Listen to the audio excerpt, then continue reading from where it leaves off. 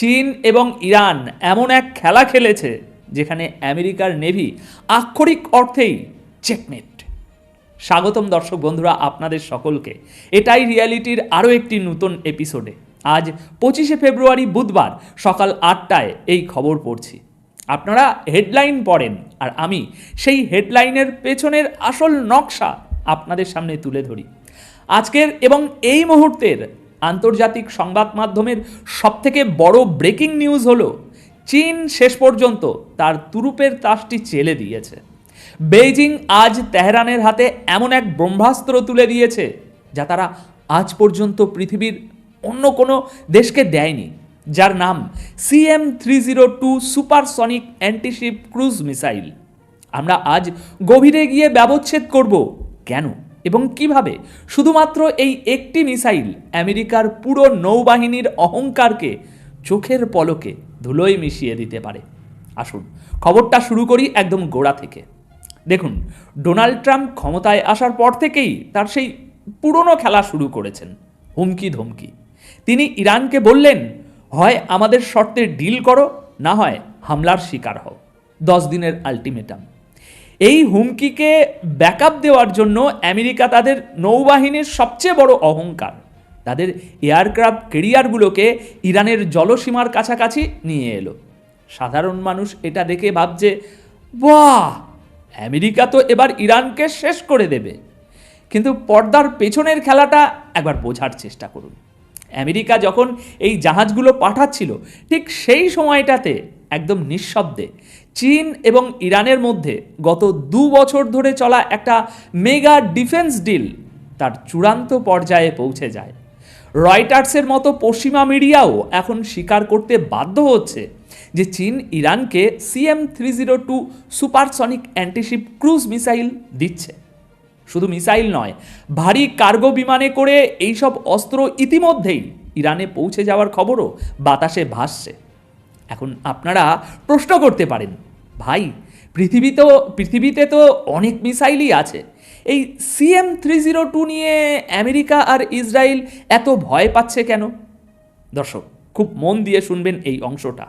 এই CM-302 কোনো সাধারণ মিসাইল নয়, এটি হলো যে কোনো এয়ারক্রাফট ক্যারিয়ার বা ডেস্ট্রয়ারের জন্য সাক্ষাৎ মৃত্যুদূত। এর রেঞ্জ প্রায় 290 থেকে 300 কিলোমিটার। এর মানে কি জানেন? এর মানে হলো আমেরিকা পারস্য উপসাগরে তাদের যতগুলো যুদ্ধজাহাজ এনেছে তার প্রত্যেকটি এখন ইরানের কিল জোনের ভিতরে লকড। কিন্তু এর সবচেয়ে বড় স্পেশালিটি এর রেঞ্জ নয়, এর স্পেশালিটি হলো এর ওড়ার ধরন এবং গতি।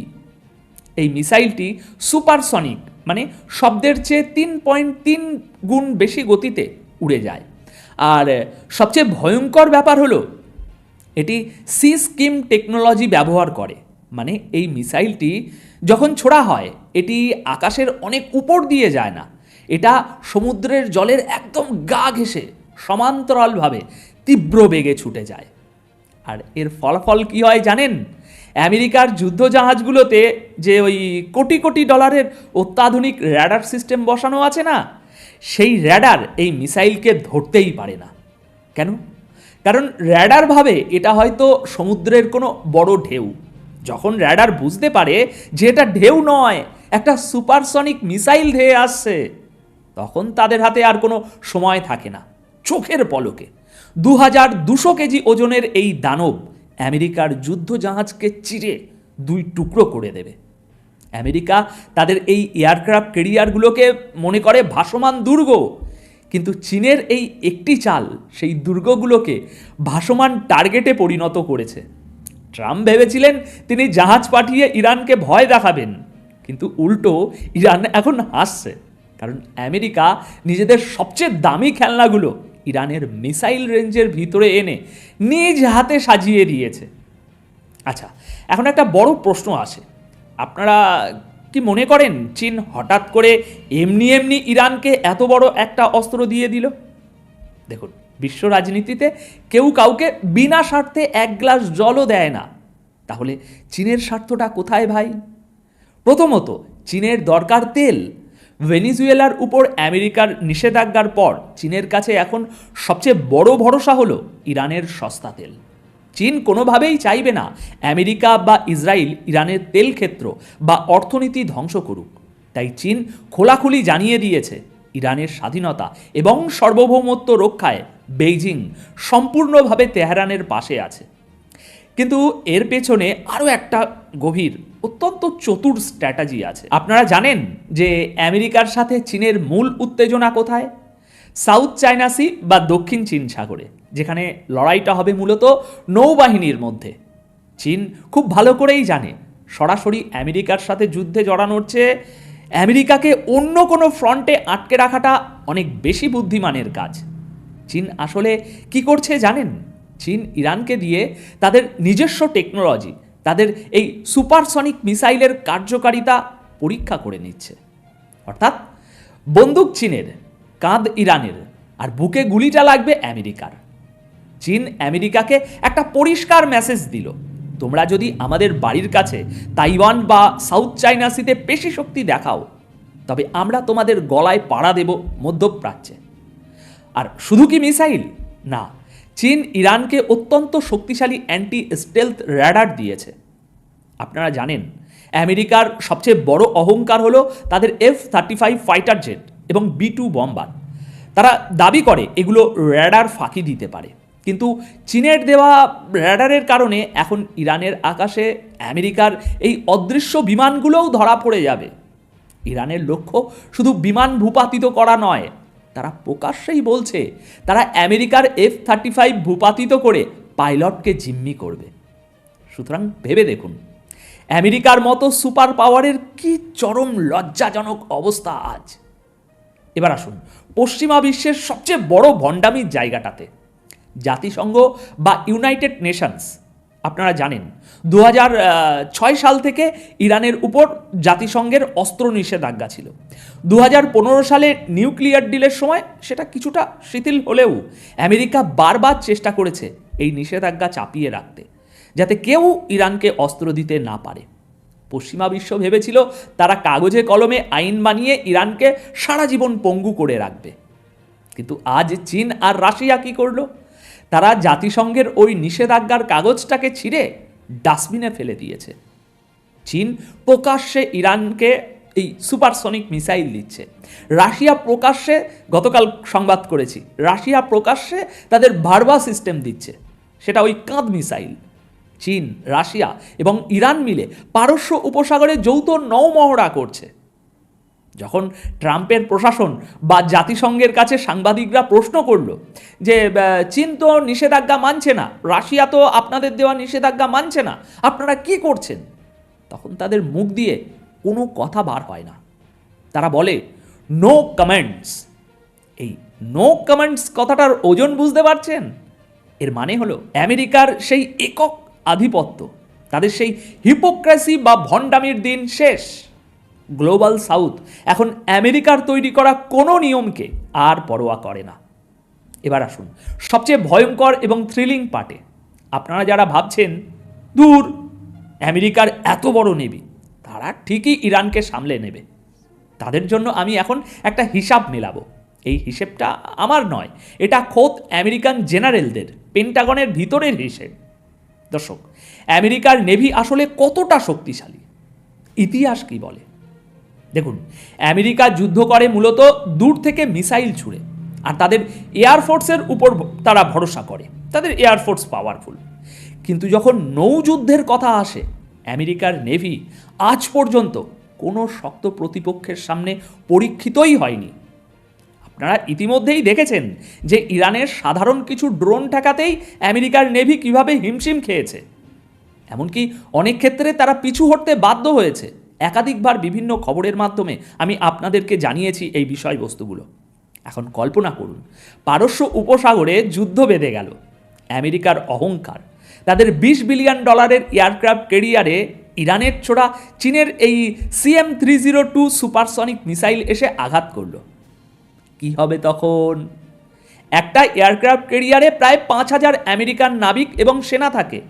একটা মিসাইল যদি সেই ক্যারিয়ারকে ডুবিয়ে দেয়, আপনারা কি কল্পনা করতে পারেন এর আফটার শক বা প্রভাব আমেরিকার ওপর কিভাবে পড়বে? দেখুন, আমেরিকার রাজনীতি অন্যান্য দেশের মতো নয়। সেখানে যখন একসাথে 5,000 কফিন দেশে ফিরে যাবে, তখন আমেরিকার ভিতরের জনগণই রাস্তায় নেমে বিদ্রোহ করবে। ভিয়েতনাম যুদ্ধের সময় ঠিক এমনটাই হয়েছিল। আমেরিকার কোনো প্রেসিডেন্ট হোক সে ট্রাম্প বা অন্য কেউ এই অভ্যন্তরীণ প্রেশার সামলাতে পারবে না। কিন্তু আসল খেলাটা এখানেও না, আসল ধ্বংসলীলা চলবে অর্থনীতিতে। খুব সূক্ষ্মভাবে হিসাবটা বুঝুন। আমেরিকার একটা এয়ারক্রাফট ক্যারিয়ারের দাম প্রায় $20 বিলিয়ন। এটা বানাতে সময় লাগে 5 থেকে 8 বছর।